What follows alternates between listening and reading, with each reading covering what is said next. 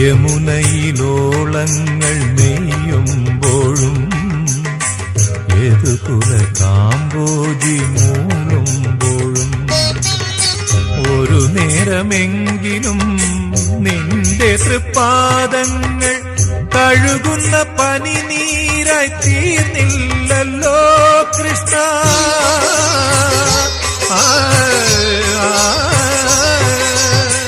ഹൃദയത്തിൻ സംഖിൽ ഞാൻ വാർന്നില്ലല്ലോ, അപ്പോഴും നീ കള്ളച്ചിരി ചിരിച്ചു, അവിൽ പൊതിയഴിച്ചു, പുണ്യം പങ്കുവച്ചു.